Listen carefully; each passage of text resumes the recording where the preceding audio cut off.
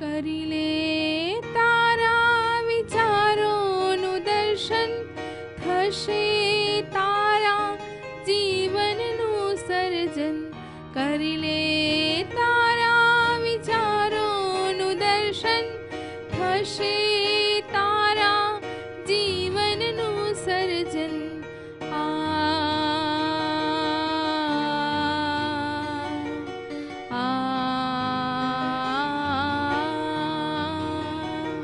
જેટલું સકારાત્મક તારું ચિંતન, એટલું જ તારું જીવન નંદનવન. જેટલું સકારાત્મક તારું ચિંતન, એટલું જ તારું જીવન નંદનવન. કરી લે તારા વિચારોનું દર્શન, થશે તારા જીવનનું સર્જન. કરી લે તારા વિચારોનું દર્શન, થશે તારા જીવનનું સર્જન.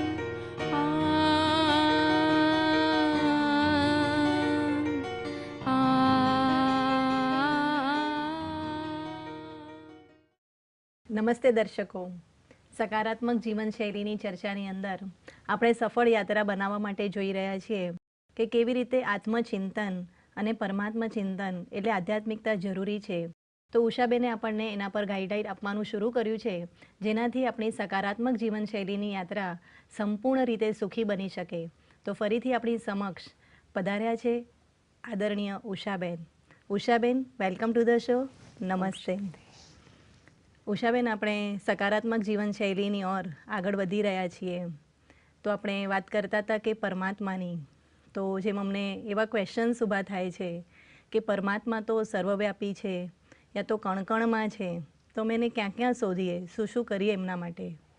જેમ તમે કાલે કીધું કે જેમ આપણે પણ ગાતા હતા કે પરમાત્મા ક્યાં રહેતા હશે અને કેવા હશે, તો એક હવે એક આશા જાગી છે કે જો એ સ્ત્રોત છે તો એની પાસેથી અમને કંઈક મળવું જોઈએ, અને એ કેવી રીતે અમે એને પામી શકીએ? પરમાત્માના વિષયને લઈને આજે દુનિયાની અંદર અનેક મતાંતર છે. એક વ્યક્તિ ન્યૂઝપેપર વાંચી રહ્યો છે અને ન્યૂઝપેપરની અંદર જેટલી કોલમ્સ આવે છે, હર કોલમની અંદર ઈશ્વરના વિષયમાં કંઈક ને કંઈક લખ્યું હતું. પહેલી કોલમમાં લખ્યું હતું પ્રકૃતિ પરમેશ્વર છે અને એની આખી વાત લખી હતી. બીજી કોલમમાં લખ્યું હતું આત્મા સો પરમાત્મા, અહમ બ્રહ્માસ્મિ યહમ સો સોહમ. ત્રીજી કોલમની અંદર હતું બ્રહ્મ ઈશ્વર છે. ચોથી કોલમમાં હતું કે કણ કણમાં વ્યાપક છે, ક્યાં નથી. પાંચમી કોલમમાં હતું કે નિરાકાર છે, ન નામ છે, ન રૂપ છે, ન આકાર છે. છઠ્ઠી કોલમમાં લખ્યું હતું કે જેટલા પણ ઈષ્ટ દેવી દેવતાઓ થઈ ગયા બધા જ પરમાત્મા છે. અને નીચે મોટા અક્ષરોની અંદર લખેલું હતું પરમાત્મા જેવું કંઈ છે જ નહીં.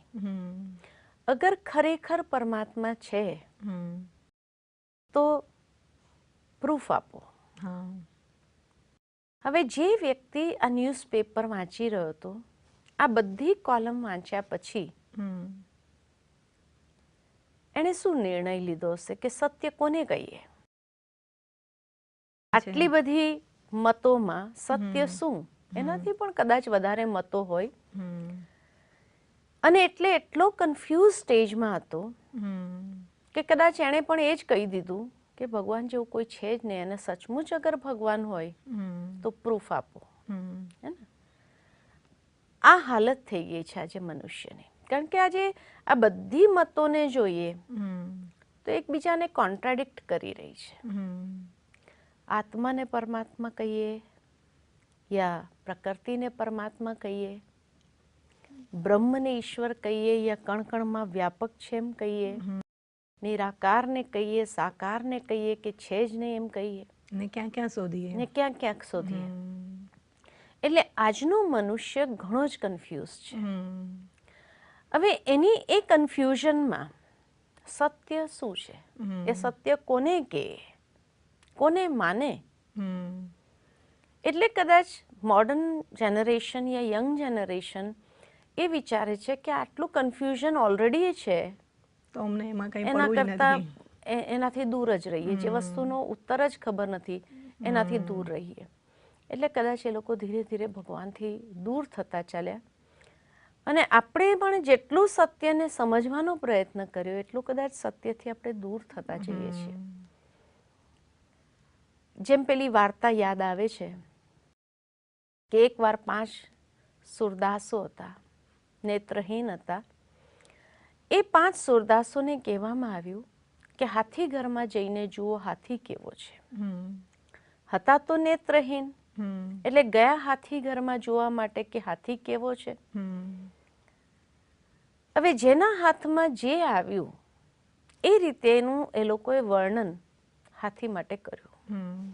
એકના હાથમાં પગ આવ્યા તો કયું હાથી થાંભલા જેવો છે. એકના હાથમાં પીઠ આવી તો કયું દીવાર જેવો છે. એકના હાથમાં પૂંછ આવી તો કયું રસ્સી જેવો છે. એકના હાથમાં સૂંઢ આવી તો કયું સાપ જેવો છે. અને એકના હાથમાં કાન આવ્યા તો કયું સુપડા જેવો છે. હવે આખરે પણ હાથીના વિષયમાં સત્ય શું? શું આ 5 સત્ય છે? નહીં. 5માંથી એક સત્ય છે કે 5ને ભેગા કરી દઈએ તો સત્ય બને? થોડું થોડું સત્ય છે. અગર 5ને ભેગા કરી દઈએ તો પણ હાથી નથી બનતું. દીવાર, થાંભલો, રસ્સી, સાપ લઈ આવો, ભેગું કરી દો તો હાથી તો ન બને. એટલે જોનાર વ્યક્તિ એમ જ કહેશે કે હાથી એ 5એ જે વર્ણન કર્યું એનાથી એક ભિન્ન હસ્તી છે, ભિન્ન પ્રાણી છે, એમ જ કહેશે. હવે આ વાર્તા આપણે બધા જાણીએ છીએ, પણ આ વાર્તાને થોડી આગળ લઈ જાઉં કે માની લો કે આ 5 સુરદાસોને કહેવામાં આવે કે 6થો સુરદાસ જે દૂર બેઠો છે એને જઈને બતાવવાનું છે કે હાથી કેવો છે. એટલે 5 1 બાય 1 જાય છે અને ત્યાં જઈને હાથીનું વર્ણન કરે છે. અને જ્યારે એ 5 સુરદાસો પણ એકબીજાનું સાંભળે છે તો એ લોકો ઝઘડા કરવા માંડે છે કે નહીં, આવો નથી હાથી, આવો નથી, અમે જોયું, અમે ફીલ કર્યું એને, થાંભલા જેવો છે, પેલો કહેશે નહીં દીવાર જેવો છે, પેલો કહેશે નહીં રસ્સી જેવો છે. કેમ કે એ લોકો રાઈટ છે, એ લોકોની હે પ્રમાણે. ને? એ 6થા આંધળાના મનની કલ્પનાની અંદર શું આવશે કે હાથી કેવો છે. છતાં પણ એ વિશ્વાસ કરી લે કે ચાલો આ લોકોએ તો ફીલ કર્યું છે, હોઈ શકે કે બધા જ સાચા હોય, એટલે બધું સ્વીકાર કરી લે.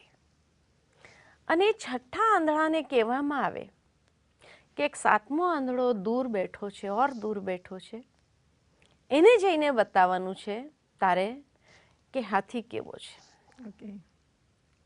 હવે 6થો આંધળો જે પોતે જ કન્ફ્યુઝ છે આ 5ની વાત સાંભળીને,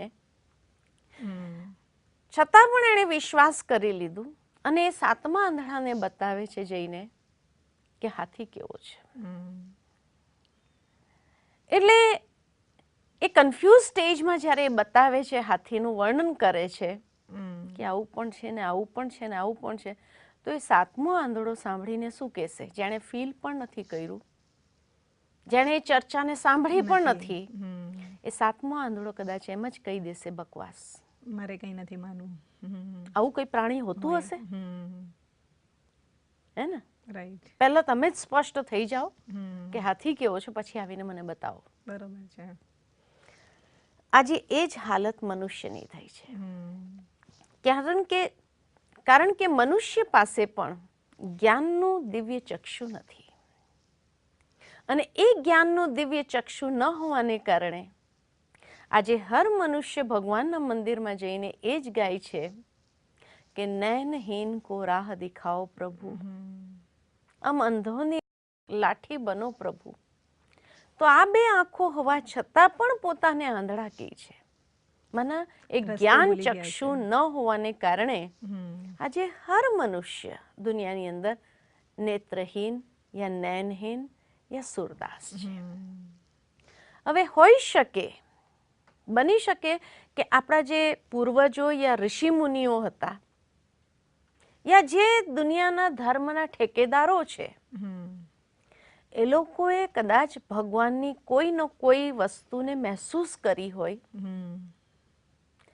કોઈ ગુણો મહેસૂસ કર્યા, અને એ ગુણોને મહેસૂસ કરીને એ લોકો દુનિયાના આંધળા લોકોને બતાવવાની કોશિશ કરે છે કે અમે આ મહેસૂસ કર્યું. એટલે કોઈ કીધું સત્ય ઈશ્વર છે, કોઈ કીધું પ્રેમ ઈશ્વર છે,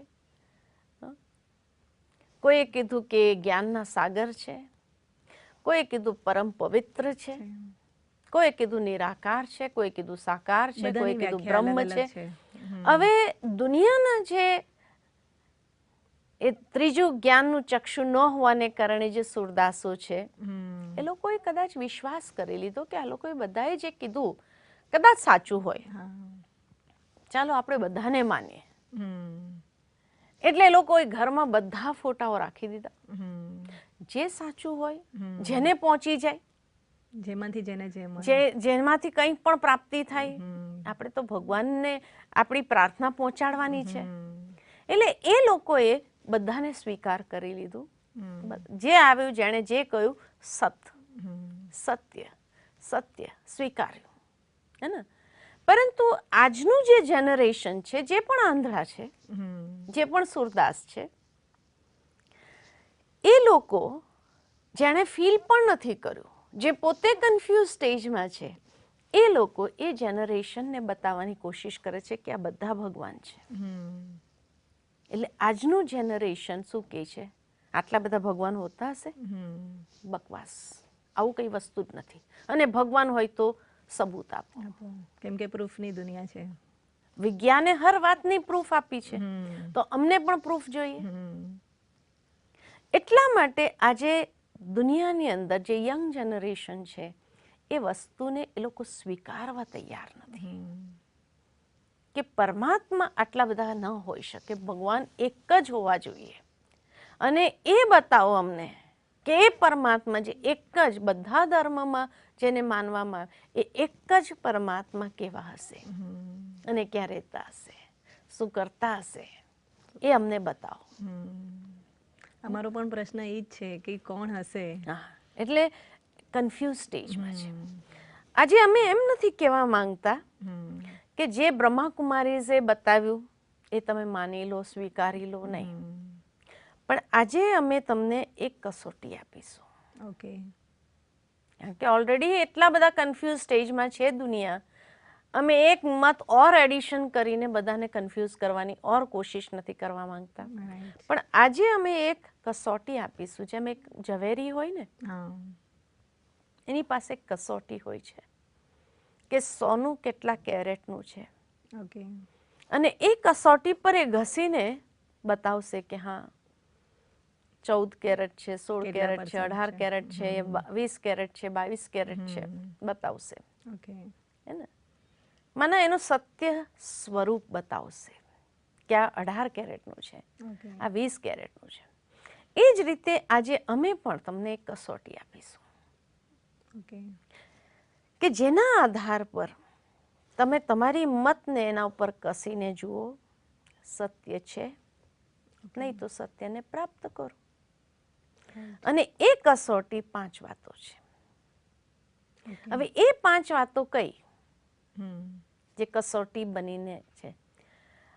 પહેલી કસોટી એ છે કે ઈશ્વર એને કહેવામાં આવે કે જે સર્વ ધર્મ માન્ય હોય. ઓકે. જેને બધા ધર્મ વાળા ઈશ્વરના રૂપમાં સ્વીકાર કરે, એને કહેવાય સત્ય. એવું નથી કે હિન્દુઓના ભગવાન અલગ છે તો મુસલમાનોના અલગ છે તો ક્રિશ્ચિયનોના અલગ છે. નહીં, ગોડ ઇઝ વન. તો જેને બધા ધર્મ વાળા ઈશ્વરના રૂપમાં સ્વીકાર કરે એને કહેવાય સત્ય. બીજું પરમાત્મા એને કહેવાય જે સર્વોચ્ચ શક્તિ છે, જેના ઉપર કોઈ નથી. ઓકે. જે સર્વના માતા, પિતા, બંધુ, ગુરુ, શિક્ષક, રક્ષક છે, એના કોઈ માતા પિતા નથી. એટલે જ ઈ ભગવાન કહેવાય. હા. ઓકે. એના કોઈ માતા પિતા હોય હમ. તો એને ભગવાન નહીં ના કહેવાય, હમ. જે એનાથી શ્રેષ્ઠ છે. હમ. એના કોઈ ગુરુ હોય તો એને ભગવાન ન ના કહેવાય, કહેવાય. કારણ કે એ એનાથી શ્રેષ્ઠ છે. હમ. તો જે સર્વના માતા પિતા બંધુ ગુરુ શિક્ષક રક્ષક છે હમ. એને કહેવાય પરમેશ્વર, ઓકે. સર્વોચ્ચ હસ્તી. ઓકે. ત્રીજું પરમાત્મા એને કહેવાય જે સર્વોપરી છે, હમ. અર્થાત મનુષ્ય આત્મા સંસારના અનેક ચક્રોમાં આવે છે. ઓકે. જન્મ ને મૃત્યુનું ચક્ર, હમ. પરમાત્મા એ ચક્રથી પરે છે. ઓકે. અજન્મા, હમ. અકાલ મૂરત, જેને કાળ ખાઈ નથી શકતો, હમ. અકાળ મૂરત, હમ. એને કહેવાય પરમાત્મા. ઓકે. જેણે જન્મ જ નથી લીધો, હમ. એને નથી દેહ કે નથી દેહના સંબંધો. હમ. તો જે દેહ અને દેહના સંબંધોની ચક્રથી ઉપર રહી છે એને કહેવાય પરમેશ્વર. ઓકે. જે દેહ અને દેહના સંબંધોના ચક્રમાં આવે એને પરમાત્મા ન કહેવાય. હમ. એટલા માટે ગીતાની અંદર કહ્યું, મેં અજન્મા હું, અવ્યક્ત હું. પણ ગીતામાં તો એમ પણ કીધું છે કે હું યુગે યુગે આવું છું, એટલે તો હા, યુગે યુગે મને કયા યુગે? ઓકે. જે યુગની અંદર તામસ ગુણ ભરપૂર થઈ જાય છે. હમ. હર યુગની વાત નથી કહેવામાં આવી. જે યુગની અંદર તામસ ગુણ ભરપૂર થઈ જાય છે, હમ. જ્યાં પરમાત્માના પ્રત્યે હૃદય ગ્લાનિથી ભરી ઉઠે છે, હમ. એવા યુગે આવું તો છું. ત્યારે એ જન્મ નથી લેતા. અવતરિત થાઉં છું. ઓકે. પરમાત્માના એ મહાવાક્ય છે 4થા અધ્યાયની અંદર હમ. કે એ સમયે હું મારું સ્વરૂપને પ્રગટ કરું છું, ઓકે. યાની હું અવતરિત થાઉં છું. હમ. હે ને? તો ભાવાર્થ એ કે પરમાત્મા અવ્યક્ત, યાની કોઈ વ્યક્તિ નથી, અને જે વ્યક્ત સ્વરૂપથી જ પરે હોય હમ. તો એને કોઈ દેહના સંબંધો નથી. હમ. એટલે જેને પણ દેહ અને દેહના સંબંધો છે હમ. એને પરમાત્મા ન કહેવાય. હમ. ઓકે. અબ દેહ જ નથી તો કર્મ પણ નથી, હમ. અર્થાત એ કર્મ અને કર્મના ફળના ચક્રથી પણ પરે છે. ઓકે. એટલે ગીતામાં કહું, અકર્તા અભોક્તા છું. અચ્છા. હમ. હે ને? ઓકે. જે કર્મ અને કર્મના ફળના ચક્રથી ઉપર છે. હમ. અને જેણે કર્મ જ નથી કર્યું, યા તો એ કર્મ પાપ કર્મ હોય કે પુણ્ય કર્મ હોય, તો જે પાપ અને પુણ્યના ચક્રથી પણ ઉપર છે. ઓકે.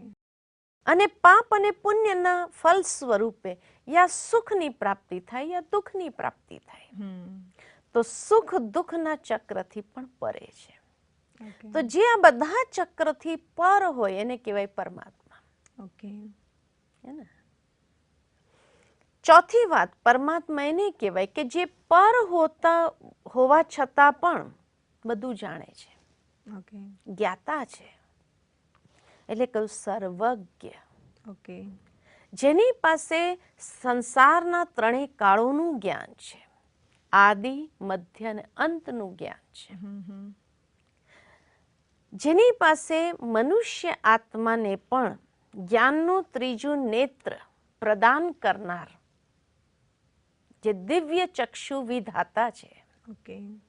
જે મનુષ્ય આત્માને જ્ઞાનનું દિવ્ય ચક્ષુ પ્રદાન કરે છે. હમ. ત્રિનેત્રી એટલે એને કહેવાય છે. અને ત્રિમૂર્તિ જેને કહેવાય, હમ.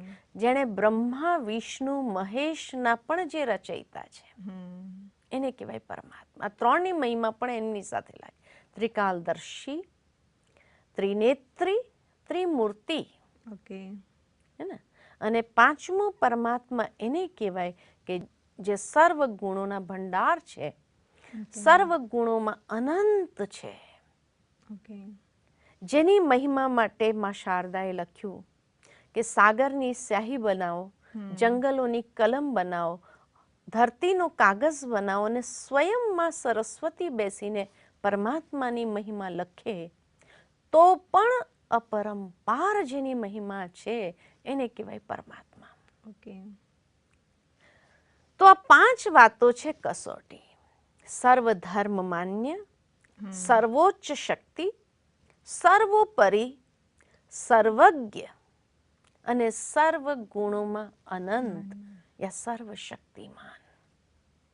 આ 5 વાતોની કસોટી પર આપણે એક એક મતને કસીને જોઈએ ઓકે. કે સત્ય છે યા નથી. ઓકે. જે કસોટી પર કસવાનું કાર્ય હમ. આગલા સત્રની અંદર આપણે કરીશું. ઓકે. કેમ કે તમે પણ અત્યારે કહી રહ્યા છો તો હું સાંભળી રહી છું, પણ ઘણા એવા પ્રશ્નો મને એમાં થઈ રહ્યા છે. તો જેટલું તમે હજી સ્પષ્ટીકરણ આપતા જશો તો કદાચ એ અમારા પ્રશ્નોનો અમને ખ્યાલ આવતો જશે. તો ઉષાબેન, તમે અમને બહુ જ સરસ સમજાવ્યું, એના માટે તમારો ખૂબ ખૂબ આભાર. ધન્યવાદ. તો મિત્ર દર્શકો, આ જે ચર્ચા છે એમાં આપણે જોયું કે પરમાત્માની જે કસોટી છે એ બેન આપણને આપવા માંગે છે. એટલે તમે ધ્યાનથી જે આવાવાળો આગળનો સત્ર છે એમાં એકદમ કાન ખુલ્લા રાખીને અને એક સજાગ થઈને બેસજો. કેમ કે આપણે બધાને જ એ ઈચ્છા છે કે પરમાત્મા કોણ છે અને ક્યાં રહેતા હશે, અને એમના યાદ કરવાથી આપણા જીવનની અંદર, આપણા સકારાત્મક જીવનશૈલીની અંદર એની શું છાપ પડે છે. તો સાથે બની રહેજો. સમય છે વિદાય લેવાનો. નમસ્તે.